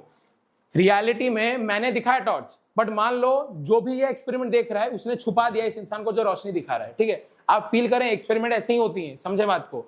हमने टॉर्च जलाया, रोशनी अंदर गई मिरर के, अब आपको क्या दिख रहा है कि वहां पे एक पैच दिख रहा है लाइट का, वो पैच आपको कहां से आता है, वो दिख रहा है, लग रहा है आपको कि मिरर के पीछे एक आदमी ने लाइट दे रखी है और वो वहां पे रोशनी दिखा रहा है, यस और नो। तो यहाँ पे जो ऑब्जेक्ट है, जो टॉर्च पकड़ के खड़ा है, वो ऑब्जेक्ट कहाँ पे, मिरर के पीछे, क्या आप उससे हाथ मिला सकते हैं, तो वो कैसा ऑब्जेक्ट है, वर्चुअल। और वो इमेज जो बना रहा है, पैच ऑफ लाइट, वो कहाँ बन रहा है, वॉल पे, तो उसका इमेज कैसा बन रहा है, तो वर्चुअल ऑब्जेक्ट का इमेज कैसा बना और रियल ऑब्जेक्ट का इमेज कैसा बना, प्रूव्ड। समझ में आई बात, नहीं आ रहा है समझ में, क्लियर है सबको। तो आपको real object, virtual object, real image, virtual image, clear है। एक और चीज आप समझें, आपको कोई चीज कब दिखता है, आप फिर से समझें, जब आपके आंखों पे रोशनी एनर्जी गिरती है, क्या गिरती है, एनर्जी, यस और नो। मान ले ये चेयर मेरे सामने खड़ा है, इसका मतलब पक्का कि इससे वहां पे एनर्जी गिरी और वो एनर्जी यहां से मेरे आंखों पे गिरी, इसलिए मुझे ये दिख रहा है। अगर मुझे यहां से रोशनी आते हुए नहीं दिखेगी तो क्या मुझे ये चीज दिखेगी, नहीं। कोई चीज अगर मुझे दिख रही है, इसका मतलब वहां से एनर्जी मेरे आंखों पे आ रही है, इसलिए मुझे दिख रही है। अच्छा, अगर वहां से एनर्जी एक्चुअली में आ रही होगी तब भी मुझे दिखेगी, या अगर वहां से आती हुई लगेगी बट एक्चुअली नहीं आ रही है, क्या बोल रहा हूं सुनो ध्यान से, अगर मेरे आंखों को लगेगा कि वहां से एनर्जी आ रही है बट एक्चुअली में नहीं आ रही है, तब भी वो मुझे दिखेगा, बिकॉज मेरे आंखों को तो लग रहा है ना कि वहां से रोशनी आ रही है। तो एक होता है रियलिटी में वहां से रोशनी रिफ्लेक्ट होकर आना, एक होता है कि वर्चुअली हो रहा है वो सारी चीजें, यस और नो, बोलिए। तो एक उसी बेसिस पे देखो आप कि यहाँ पे मान लो एक रियल ऑब्जेक्ट रखा मैंने और ये एक ऑप्टिकल एलिमेंट है, कोई भी एक मिरर ले लो, लेंस ले लो, कुछ भी ले लो, ऑप्टिकल एलिमेंट है, यहाँ पे आपको उसका इमेज दिख रहा है, यहाँ पे दिख रहा है, कैसे दिखेगा, यहाँ से रे गया होगा, इधर रिफ्लेक्ट हुआ होगा, यहाँ पे दिख रहा होगा, फिर इधर ऐसे गया होगा, इधर गया होगा, इधर आपको इमेज दिख रहा होगा। ये एक्सटेंड किया ना आपने, ये क्या किया, ये आपने क्या किया, ऑब्जेक्ट रियल था, रियल ऑब्जेक्ट, इमेज कैसा बना, फील करें आप मिरर को हटा दें, आप मिरर को क्या करें, और आपका आईज मान लो यहाँ पे कहीं पे रखा हुआ है, ये आपकी आंखें हैं और यहाँ पे लाइटें गिर रही होंगी, यस और नो, बोलो। अब आप ध्यान समझना बात को, ध्यान से थोड़ा समझना। ये एरो का डायरेक्शन मैंने उल्टा दिखा दिया थोड़ा, इधर होगा, ये इधर होगा, इधर जाता हुआ दिखेगा और ये इधर जाता हुआ दिखेगा, यस और नो। अब फील करना, अब एक चीज फील करो, ध्यान से समझना, ये रियल और वर्चुअल का गेम बहुत होता है, पूरे चैप्टर में चलेगा, दिमाग घूम जाएगा, इसे ध्यान समझा बात को यहीं पे। अगर ये ऑप्टिकल एलिमेंट नहीं होता और रियलिटी में अगर कोई इमेज यहाँ पे रखा रहता या यहाँ पे रियलिटी में कोई चीज रखी होती तो आपको डायरेक्टली वहां से रे आती दिखती और आपको वो चीज दिखती, यस और नो। आप मिरर को हटा दें, रियल ऑब्जेक्ट आप खुद उसे ऑब्जर्व कर रहे हैं किसी चीज को वहां पे, अगर इसको आप हटा देंगे और यहाँ पे सच में किसको रखेंगे तब आपको ये चीज दिखेगी कि नहीं दिखेगी, मतलब तब रोशनी, मतलब तब जो एनर्जी है वो रियलिटी में आपकी आंखों पे गिर रही होगी, ये सर आप लोग मुझे क्यों दिख रहे हैं? बिकॉज रियलिटी में आप लोग से एनर्जी मेरे आंखों पे गिर रही है, ये सर नो। अब दूसरी चीज समझो, आप अब बीच में ऑप्टिकल एलिमेंट रख दिया, क्या रख दिया, और आपको आंखों पे फिर भी दिख रही है। ये रे कहां से आती हुई दिख रही है? यहां से आती हुई दिख रही है। ये रे कहां से आती हुई दिख रही है? यहां से आती हुई दिख रही है, ये सर नो। आती हुई दिख रही है कि नहीं दिख रही है? अरे ये सर नो, बट बस आती हुई दिख रही है, रियलिटी में आ रही है क्या? रियलिटी में, तो रियलिटी में आए या ना आए, इमेज दिखना तय है, ये सर नो। क्योंकि हमारी आंखों को बस लगना चाहिए कि कुछ आ रहा है कि नहीं आ रहा है, ये सर नो। अगर रियलिटी में आएगा तब भी इमेज दिखेगा, अगर रियलिटी में बस आती हुई लगेगी तब भी दिखेगा। तो जब हमें आती हुई लग रही है तब जो इमेज इस टाइप का जो रे फेंक रही है, इस टाइप की इमेज को क्या बोलेंगे? वर्चुअल।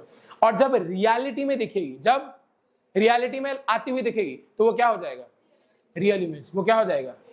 समझ में आई ये बात आपको? बोलिए, क्लियर है? पक्का 100%? पक्का तो ओके।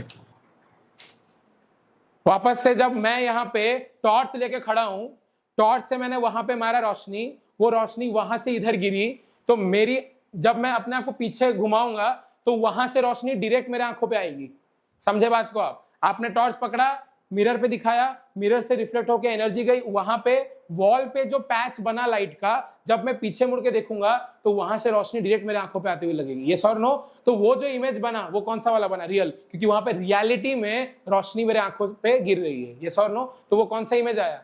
Real image. कौन सा इमेज आया? लेकिन मिरर के पीछे जो इमेज बन रही है मेरी, जो मिरर के पीछे इमेज बन रही है मेरी, क्या वो इमेज रियल है? नहीं, बस वहां से एनर्जी आती हुई लग रही है, बट रियलिटी में आ नहीं रही है। बस एनर्जी मिरर में टकरा के रिफ्लेक्ट होके मेरे आंखों पे गिर रही है, यस और नो? तो वो तो मेरी खुद की एनर्जी ही रिफ्लेक्ट होके दिख रही है, यस और नो? ऐसा नहीं है कि और एक इंसान पीछे खड़ा उसकी एनर्जी मुझे दिख रही है, यस और नो? तो जब आती हुई लगे दैट इज वर्चुअल इमेज, जब रियलिटी में मुझे दिखे तो रियल इमेज। समझ में आई बात? क्लियर हो गया? पूरा कॉन्सेप्ट क्लियर है रियल एंड वर्चुअल का? बोलिए। मैं और चर्चा इस पे साइन कन्वेंशन के बारे में और भी सारी चीजें वो भी मैं कराऊंगा, तो उससे आपको और सारी चीजें क्लियर हो जाएंगी। बोलिए, क्लियर है? अब उसी तरह मान लो कोई ऑप्टिकल एलिमेंट है और इधर मैं अपना ऑब्जेक्ट रख दिया हूं, इधर से मुझे रोशनी आती हुई लगेगी, क्या लगेगी? आती हुई। तो इसको मैं वर्चुअल ऑब्जेक्ट मानूंगा, तो ये जहां पे इमेज फॉर्म करेगा वो क्या होगा? Real image. वो क्या होगा? Real image. तो अगर ये मेरा रियल ऑब्जेक्ट मान रहा हूं तो यहां पे कैसा इमेज बनेगा? वर्चुअल इमेज बनेगा। रियल ऑब्जेक्ट का इमेज कैसा होता है? Virtual image. लेकिन रियल इमेज का ऑब्जेक्ट कैसा होगा? Virtual object. वर्चुअल ऑब्जेक्ट आपको मैंने अभी बता दिया ऑलरेडी, यस और नो? वर्चुअल ऑब्जेक्ट कौन सा? जो मिरर के पीछे खड़ा है, जो मिरर के, और वहां से रोशनी जो गिरा रहा है, यस और नो? नहीं समझ में आ रहा? लिखो और बता रहा हूं। या देखो मैं बता देता हूं, अच्छे से बता देता हूं। देखो ये समझ में आया तेरे को? क्या लाया? अब यहां देखो, मान लो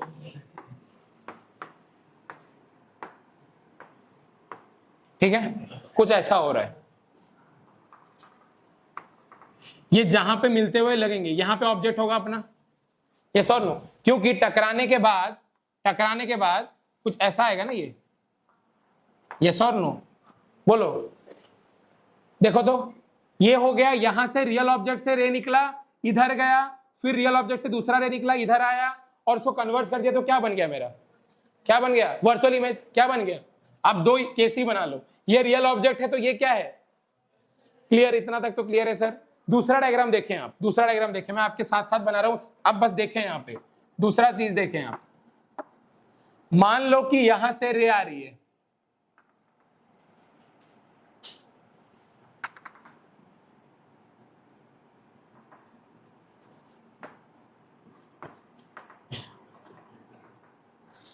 मान लो ये रे कहीं से आ रही है, ये रे कहीं से आ रही है। रिफ्लेक्शन के बाद क्या होगा? ये इधर आ जाएगी और ये इधर आ जाएगी, तो इमेज कहां बनेगा? यहां पे। ये रियल मीटिंग ऑफ रेस से बन रही है, ये रियल मीटिंग ऑफ रेस से बन रही है, ये इमेज बन रही है कि नहीं बन रही है? ये इमेज बन रही है कि नहीं बन रही है? तो ये जो इमेज बन रही है ये कौन सी इमेज है? रियल या वर्चुअल? रियल या वर्चुअल? रियल। इतना तक क्लियर है सबको? लेकिन अगर आप रियलिटी में देखें तो इसके लिए ऑब्जेक्ट कौन सा है? नहीं आया समझ में अभी भी? आप देखें डायरेक्शन ऑफ एरो पे ध्यान दे, इधर एरो का डायरेक्शन कैसा है, ऐसा और ऐसा है, यस और नो? तो रियल ऑब्जेक्ट से रे निकली, इधर गई, इमेज यहाँ लगा यहाँ पे, रियलिटी में वेव नहीं, रियलिटी में एनर्जी गिर के नहीं आ रही है आपकी रोशनी पे, रियलिटी में तो रिफ्लेक्ट हो रही है एनर्जी जो आप पे गिर रही है, यस और नो? इसलिए आपको यहाँ पे लग रहा है कि कोई है, यस और नो? तो आपको लग रहा है ये वर्चुअल है, ये क्या है? लेकिन यहाँ देखो कहीं से रोशनी का आई, रिफ्लेक्ट करी, एग्जैक्ट मीटिंग करी, तो ये क्या हुआ? Real image. और इसका ऑब्जेक्ट कौन लग रहा है तुमको? पीछे एक्सटेंड करो तो वर्चुअली मीटिंग ऑफ रे से बन रहा है, इसलिए इसको मैंने क्या बोला? Virtual object. ये क्या बोला? इसीलिए जो डेफिनेशन होता है वो भी उसी हिसाब का होता है, that if the rays are actually coming out from certain object, that object is known as the real object, and if the image that is formed due to the extension and not due to the actual meeting, that is a virtual image, yes or no? Same चीज आप real virtual object के लिख सकते हो, yes or no? तो ये आपका virtual object है which is not produced by the actual divergence of the two waves, yes or no? बोलिए, क्लियर है बात? 100%? कहीं परेशानी किसी को भी? बहुत बढ़िया। तो आपने क्या क्या सीख लिया? Real object, virtual image, virtual object, सब सीख लिया। कोई परेशानी थी क्या? इसका डेफिनेशन क्या है नहीं है अच्छे से लिखेंगे, बट आपको ये वाला डायग्राम मालूम होना चाहिए। ये डायग्राम अगर आपको मालूम है तो आप आसानी से किसी भी को भी एक्सप्लेन कर पाओगे और अपने आप को सेटिस्फाई कर पाओगे कि हाँ ऐसा कुछ एक होता है, यस और नो? क्लियर है? बहुत बढ़िया।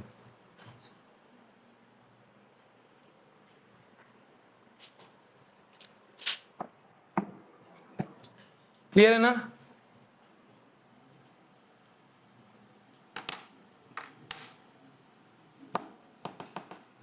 तो लिख लें आप एक चीज को, लिख लें आप कुछ चीजें लिख लें जो मैं आपको बता रहा हूं। ये लिख लिया क्या आपने? बोर्ड पे जो डायग्राम बना लिया क्या? थोड़ी बहुत रे ऑप्टिक शुरू हो रही है सर, थोड़ी मैं रे डायग्राम आपसे बहुत बनवाऊंगा, टेंशन ना लें आप। आपको बिल्कुल डर भाग जाएगा कि कहाँ पे डायग्राम कहाँ था, ऑब्जेक्ट कहाँ था, नेगेटिव क्यों लिए, पॉजिटिव क्यों लिए, सर साइन कन्वेंशन आज तक समझ में नहीं आया, कोई टीचर पॉजिटिव कर देता है, कोई नेगेटिव कर देता है, सब समझ में आएगा आपको। बस आपको बेसिक यहाँ से चीजें मालूम होनी चाहिए। लिखें आप, लिखें ऑब्जेक्ट के बारे में, लिखें source of light rays that are incident on an optical element. Object का डेफिनेशन लिखें, source of light rays that are incident on an optical element. Optical element क्या हो सकता है? मिरर हो सकता है, कोई कांच का टुकड़ा हो सकता है, कोई सिल्वर्ड सरफेस हो सकता है, कोई लेंस हो सकता है, यस और नो? यस। तो source of light that are incident on an optical element is known as object. Clear हुई बात? उसी तरह ऑब्जेक्ट के बारे में कुछ चीजें और हैं, it may be a point source और it may be a extended source, it may be a point source और it may be a extended source, yes और नो? क्लियर? लिख लिए सब? लिखा सबने? सब लोग लिख रहे हैं कि नहीं लिख रहे हैं? ऑब्जेक्ट का डेफिनेशन बता रहा हूं, सबने लिखा है? ओके, आगे लिखें अब रियल ऑब्जेक्ट के बारे में। किसके बारे में? Real object. लिखें an object is real, and object is real, an object is real if two or more incident rays, an object is real, जो भी बोलो, an object is real if two or more incident rays are actually emanating or seen to emanate from a point,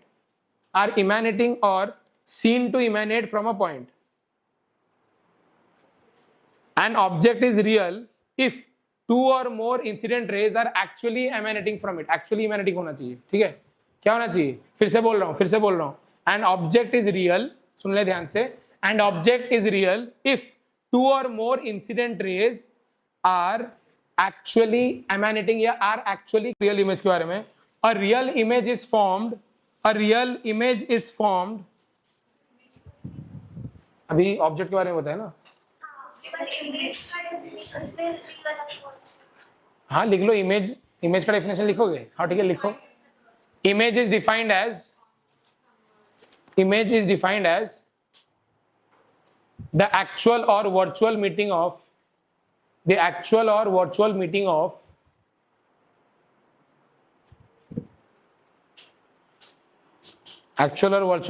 reflected rays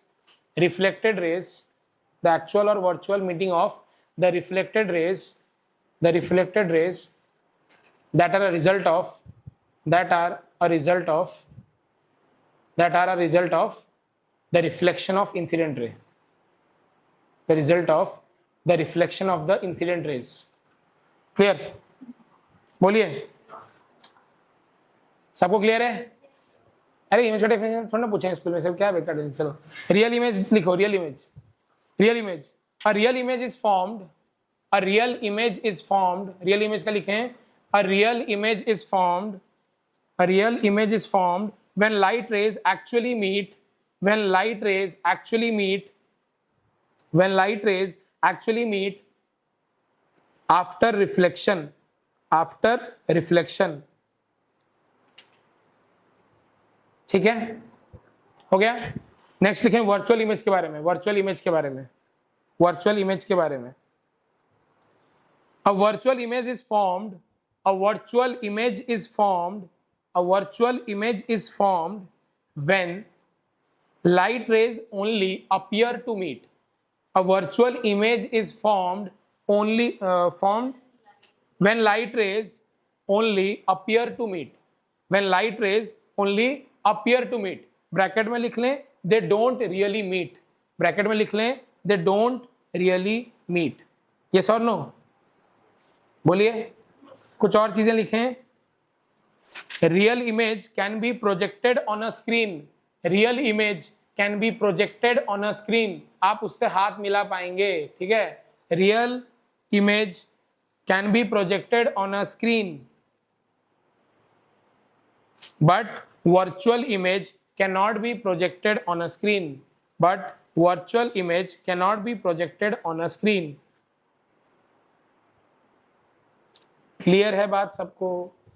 real image are generally inverted, real image are generally inverted, real image are generally inverted, generally what? Inverted. But virtual image is usually upright, virtual image is usually upright. Yes और no? Clear है सबको? हो गया? इतनी बात clear है सबको? आगे बढ़ा जाए या नहीं? बोलिए, नहीं बढ़ेंगे? नहीं आगे बढ़ेंगे, बढ़ेंगे। अरे बढ़ते हैं आगे। वेक्टर्स पढ़ा है आपने, यहाँ पे वेक्टर्स घुस जाएगा बीच में, फिर कौन घुसेगा बीच में? वेक्टर्स। वो हर जगह है, वो पागल है, उसको लाना ही पड़ता है हर जगह। तो हमने ऑलरेडी लॉज ऑफ रिफ्लेक्शन कहीं ना कहीं शुरू कर लिया, आपको पहले से ही पता है। अगर मैं रिफ्लेक्शन की बात कर रहा हूं, किसकी? रिफ्लेक्शन की बात कर रहा हूं, आपको पता है कि कोई भी इंटरफेस ले ले। बहुत बढ़िया सर, एक नॉर्मल ड्रॉ कर लो। ये क्या है? नॉर्मल है कि नहीं? इधर आप रोशनी गिराएं, ओके सर, इसको रिफ्लेक्ट कराएं, हो गया रिफ्लेक्शन। ये आ गया थीटा, ये आपका थीटा आई है, ये आपका थीटा आर है। थीटा आई को क्या बोलते हैं? Angle of incidence. क्या बोलते हैं? Angle of incidence. बकवास चीजें, क्लास 3 वाली चीजें। इसको क्या बोलेंगे? Angle of reflection. बहुत बढ़िया। जो एनर्जी गिर रही है वो एनर्जी रे के फॉर्म में गिर रही है, इसलिए हम रे ऑप्टिक्स पढ़ रहे हैं, और इस रे को बोलते हैं इंसिडेंट रे। क्या बोलते हैं? Incident ray. बहुत बढ़िया। इसको क्या बोलेंगे? रिफ्रैक्टेड। किसने कह दिया? किसने कह दिया? बहुत बढ़िया सर, हमने तो स्नेल्स को ही हरा दिया। स्नेल्स लॉ हमसे हार गया sir. So theta I equal to theta R is equal to theta. ये आपका पहला लॉ है। अरे ये क्या है? पहला लॉ है किसका? रिफ्लेक्शन का। So this is the law of reflection. Laws of reflection लिख लो। पहला लॉ क्या कहता है? The angle of incidence should be equal to the angle of reflection. Yes और नो? सर दूसरा लॉ फिर दुनिया में आया ही क्यों? आप बात को समझें, क्यों आया? थोड़ा बात को समझें ध्यान से।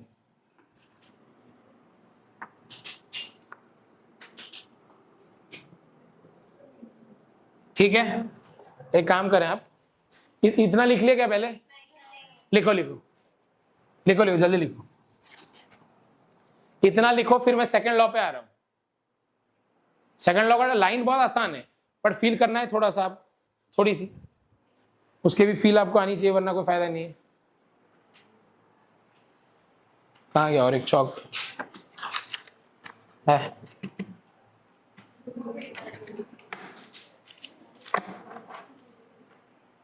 ओके, देखो ध्यान से, पहला लॉ क्या कह रहा है? Angle of incidence should be equal to angle of reflection. Clear है? अब आप बात को फील करें, ये आपका नॉर्मल वाला लाइन है। कौन सा लाइन है?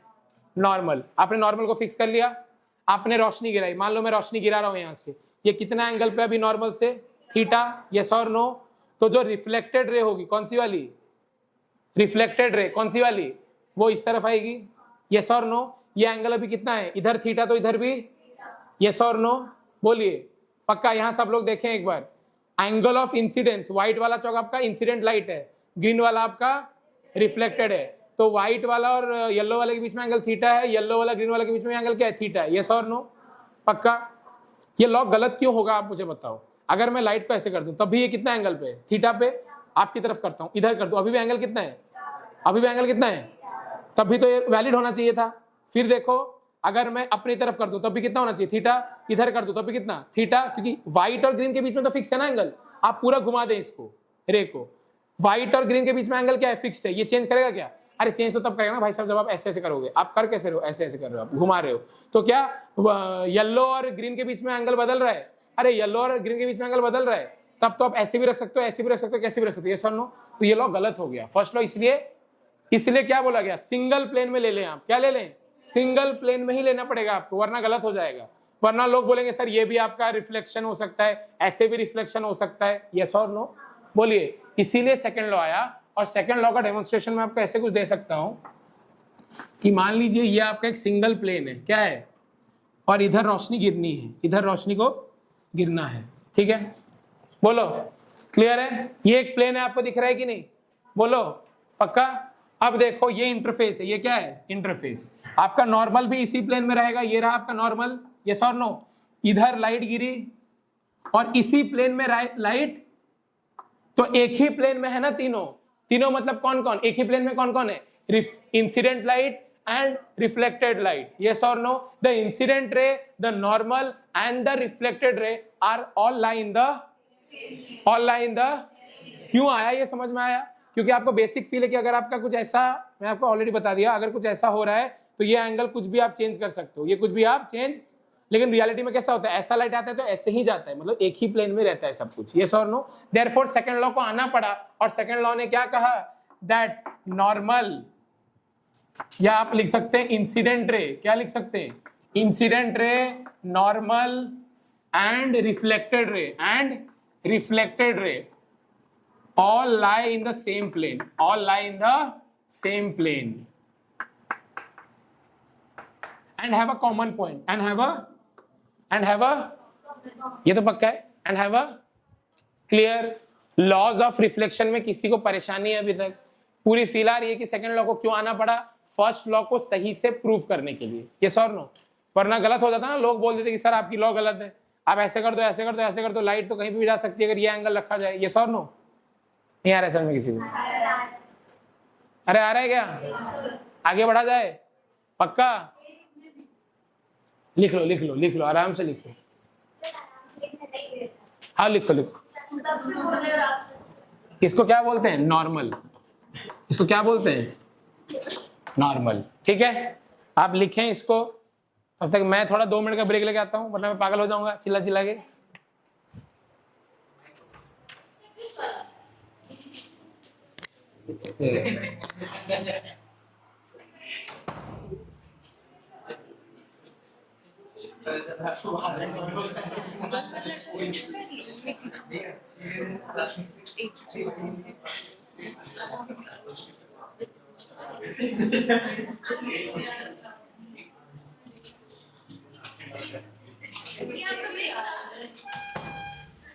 ब्रेक सांस ले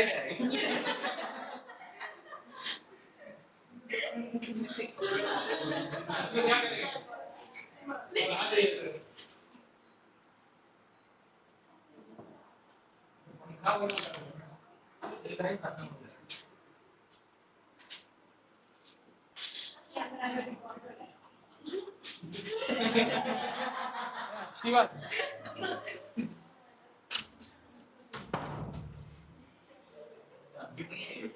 बेंड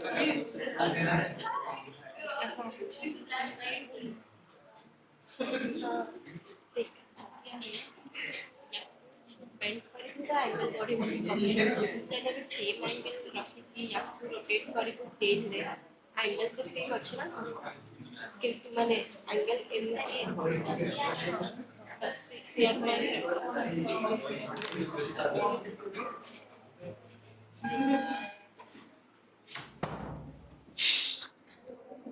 हो गया तो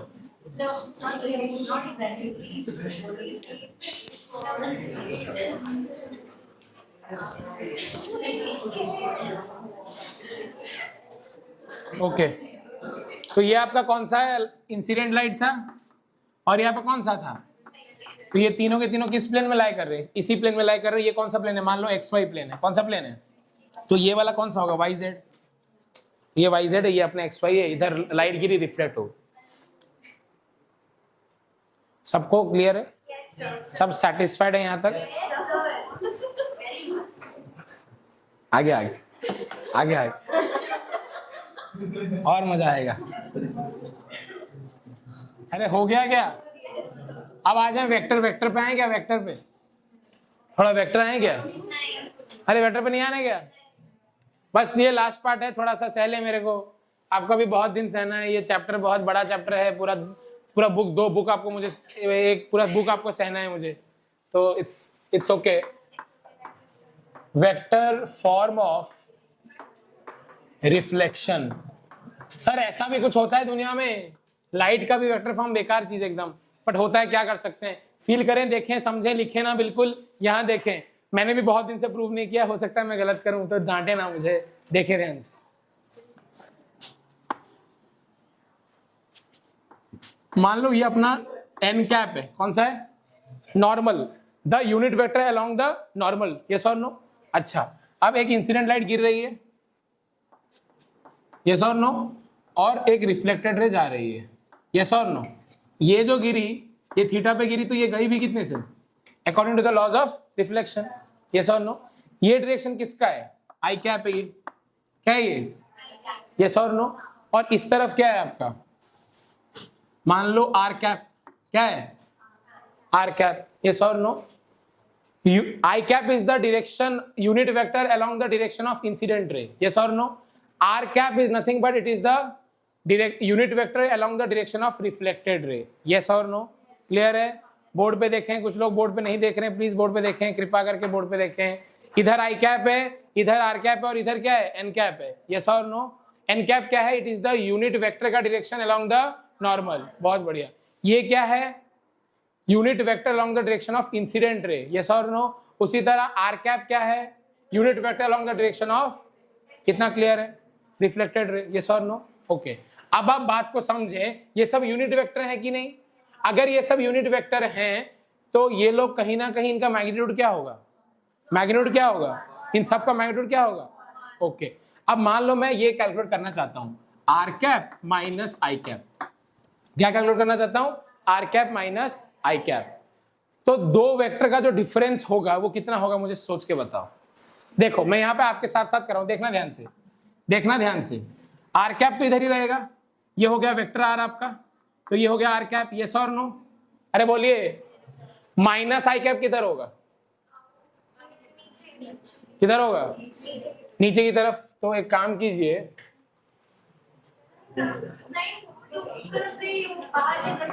इस तरफ होगा ना? आई कैप किधर होगा? माइनस आई कैप किधर होगा? अरे नहीं आ रहा है। आई कैप माइनस आई कैप किधर होगा? क्लियर है? ये कितना एंगल बना रहा है? ये कितना एंगल बना रहा है? थीटा। अच्छा, इसका मैग्नीट्यूड कितना है? अरे पीछे बात क्यों शुरू हो गया? देखो यहाँ पे इंपॉर्टेंट चीज चल रही है, मिस हो गया कोई नहीं समझाएगा। इसका मैग्नीट्यूड भी कितना? 1। यस और नो? अब देखो जब आप इसको ऐड कर रहे हो, इधर 1 साइन थीटा, इधर 1 साइन थीटा, एक दूसरे को कैंसिल आउट करेंगे, कैंसिल आउट करेंगे, और एडअप क्या हो जाएगा ऊपर? 2 cos थीटा। और ये किसके अलोंग आ रहा है? ये यस और नो?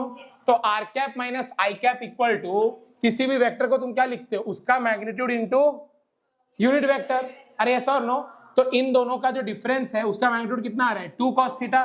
क्योंकि इसके अलॉन्ग तो कैंसिल आउट हो जा रहे हैं, इसके अलॉन्ग क्या हो जा रहे हैं, कैंसिल आउट। तो आर कैप माइनस आई कैप, देखो 1 cos थीटा 1 cos थीटा, ऊपर कितना है 2 cos थीटा, कितना आया, यस और नो। तो सिंपल सर यहाँ पे आ गया 2 cos थीटा, कोई परेशानी। लेकिन सर अभी तक तो आपने मैग्नीट्यूड लिखा है, लेफ्ट हैंड साइड में वेक्टर है, राइट हैंड साइड में स्केलर आप नहीं लिख सकते, जहां सर आपको खा जाएंगे, यस और नो। तो लेफ्ट हैंड साइड में क्या है वेक्टर, राइट हैंड साइड में क्या है, डायरेक्शन क्या है 2 cos थीटा का, तो आप यहाँ पे क्या पुट करेंगे, नहीं आया समझ में, पूरा क्लियर है 100%, बहुत बढ़िया। अब आप एक काम करें, आप माइनस आई कैप और एन कैप का डॉट प्रोडक्ट ले लें, क्या ले लें, डॉट प्रोडक्ट। देखो तो minus I cap dot N cap equal to कितना होगा बताओ,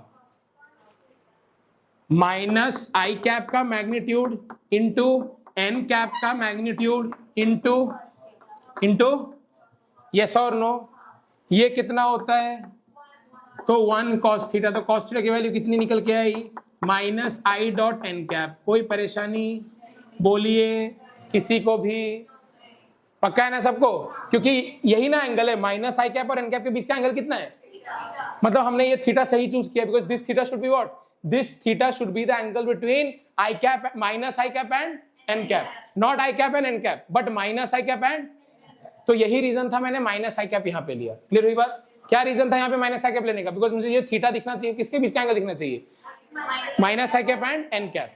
क्लियर हो गई इतनी बात।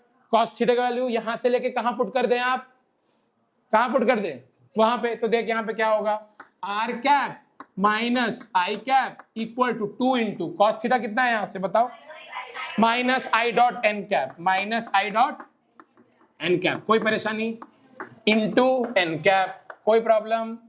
तो यहां से फाइनली आर कैप कितना निकल के आया, आर कैप निकल के आया sir i cap minus 2 i cap dot N cap into N cap, ये क्रॉस नहीं है, ये इंटू है, मल्टीप्लीकेशन का सिंबल है। तो this is nothing but this is the unit vector of reflected रे इन टर्म्स ऑफ इंसिडेंट रे एंड द नॉर्मल, यस और नो। तो बेसिकली आपने कोई भी क्वेश्चन जो वेक्टर्स में बनाया था उसमें क्या था, आपको 3 चीजें आपको बतानी होती है, आपको 2 वेक्टर दिया रहता था, 1 वेक्टर निकालना था, यस और नो, यही ना होता था किसी भी वेक्टर सॉल्व में, vector is this much, vector b this much, find a plus b, find a minus b, find a cross b, find a dot b, यही ना आपने पूरे चैप्टर में किया, और पूरे चैप्टर में कुछ भी था क्या, उसी तरह यहाँ पे आपका होमवर्क क्या था, सर आई कैप दिया है, सर एन कैप दिया है, आपको रिफ्लेक्टेड रे निकालना है in terms of i cap and N cap, लीजिए आपने निकाल दिया, कोई प्रॉब्लम कहीं पे भी। तो अगर आपको आई कैप मालूम होगा और एन कैप मालूम होगा तो आप रिफ्लेक्टेड रे का आर कैप आराम से निकाल पाएंगे कि नहीं निकाल पाएंगे। तो कोई भी क्वेश्चन हो वेक्टर का, आपने रिलेटिव वेलोसिटी सीखी, आपने रिलेटिव वेलोसिटी में क्या किया, आपने अल्टीमेटली वही किया, रेन मैन में क्या किया, रेन का वेलोसिटी दिया था, इंसान का वेलोसिटी दिया था, दोनों का रिलेटिव निकालने के लिए माइनस करके आंसर निकाले थे, यस और नो। उसी तरह आपने शॉर्टेस्ट डिस्टेंस में क्या किया था, 2 वेक्टर दिए थे, उनके बीच का शॉर्टेस्ट डिस्टेंस निकाला था, यस और नो। उसी तरह आपने रिवर बोट में क्या किया था, रिवर की वेलोसिटी दी गई थी, बोट की वेलोसिटी दी गई थी, एक इंसान को बोट के रेस्पेक्ट में रिवर की वेलोसिटी क्या दिखेगी वही आपने निकाला था, अरे यस और नो बोलिए, या आपने रिवर में बैठ के बोट की वेलोसिटी निकाली थी, यस और नो। तो वहां पे भी 2 वेलोसिटीज मालूम थे, आपको एक निकालना था, मतलब कभी भी कोई भी क्वेश्चन होगा वेक्टर का उसमें हमेशा 2 क्वांटिटी दिया रहेगा और आपको तीसरा पूछेगा, यस और नो। यहाँ पे भी वही था, incident ray and N cap known था, आपको आर कैप को एक्सप्रेस करना था in terms of i cap and N cap, express हो गया, नहीं आया समझ, अरे बोलिए आया कि नहीं आया, पूरी बात क्लियर है, पूरी चर्चा पूरी डेरिवेशन क्लियर है। आप किसी भी किताब में देख लें आपको ये डेरिवेशन नहीं मिलेगा, मेरी गारंटी है आपको, कहीं पे भी देख लें आप, कोई भी किताब उठा लें आपको ये डेरिवेशन नहीं मिलेगा, वहां पे आपको E sine theta N cap, E cos theta N cap, वो ड्रामा चलेगा। आप बेसिक समझें, बेसिक समझे आपको आसानी समझ में आएगा। कहीं पे प्रॉब्लम है क्या, कुछ भी इशू हो रही है, 100% फील कर पा रहे हैं रोशनी क्या है ना, नहीं आ रहा है फील, पक्का तो, अरे समझ में आ रहा है तो, रोशनी क्या है, एनर्जी है, क्या है और कुछ है क्या, तो बस रोशनी का खेल है, एनर्जी का खेल है। आप वेव पढ़ लें, वेव ऑप्टिक्स पढ़ लें, रे ऑप्टिक्स पढ़ लें, इलेक्ट्रोमैग्नेटिक वेव पढ़ लें, सब में यही चर्चा होगी, कुछ अलग चर्चा नहीं होगी, मैं आपको गारंटी लिख के बता रहा हूँ। जो चीज आप वेव में पढ़ लेंगे रियलिटी में आपको उसका कुछ चैप्टर पढ़ने की जरूरत नहीं है 12th के पार्ट 2 के बुक की, समझ में आई बात? क्योंकि एटॉमिक स्ट्रक्चर तो केमिस्ट्री वाले अगर अच्छे से पढ़ा देंगे तो वो फिजिक्स वाला भी HC1 में आप बना लोगे। अगर आपको एक अच्छे टीचर ने एटॉमिक स्ट्रक्चर पढ़ाई है तो आप फिजिक्स का HC1 में एक एक सवाल कर पाओगे। Same for nuclear physics. Reality में पहले न्यूक्लियर केमिस्ट्री वाले पढ़ाते थे, तो वो न्यूक्लियर फिजिक्स खत्म हो जाता था केमिस्ट्री में, बट अभी बांट दिया गया है तो अलग अलग हो गया, क्योंकि केमिस्ट्री वाले पढ़ा नहीं पाते हैं सही से एटॉमिक स्ट्रक्चर। अरे समझ में आई ये बात? क्लियर हो गया? 100%? मिटा दूं क्या? बिल्कुल नहीं सर, रख दीजिए चौक, रख दी। हो गया, क्लास खत्म। शांति लगी तो? ना भागने का मन हो रहा है तुम्हें? भागने का मन हो रहा है? बोल दे, हमें झांसरी चाहिए सिर्फ।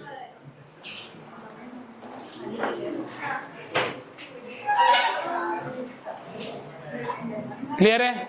बहुत बढ़िया।